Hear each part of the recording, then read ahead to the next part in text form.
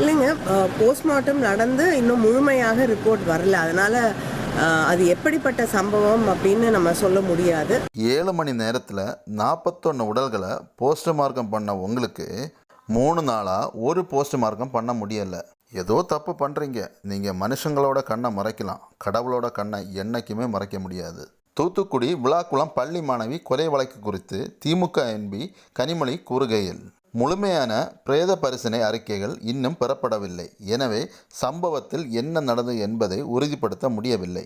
இருப்பினும் ஒரு இளம்பெண் உயிரிழந்த கொடூரமான சம்பவம் நடந்துள்ளது. குற்றவாளிகளை உடனடியாக அடையாளம் காண முதல்வர் உத்தரவிட்டுள்ளார். கனிமொழி மேடம், உங்கள் பேச்சில் ஏதோ ஒரு தடுமாற்றம் தெரியுதே. தூத்துக்குடியில் அந்த மாணவியின் பெற்றோரை பார்க்குறதுக்கு நீங்கள் போனீங்க. அப்போது மக்கள் கேட்ட கேள்விக்கு உங்களால் ஏதாவது பதில் சொல்ல முடிஞ்சுதா? இது வெறும் ஆரம்பம்தான். இனி மக்கள் உங்ககிட்ட நிறைய கேள்வி கேட்பாங்க. கனிமொழி மேடம், 3 நாளாக ஒரு போஸ்ட்மார்க்கம் பண்ண முடியலை. ஆனால் கரூரில் எப்படி 41 உடம்பையும் ஒரே நாளில் கூட கிடையாது, 7 மணி நேரத்தில் போஸ்ட்மார்க்கம் பண்ணியிருக்கிறீங்க. அது எப்படி?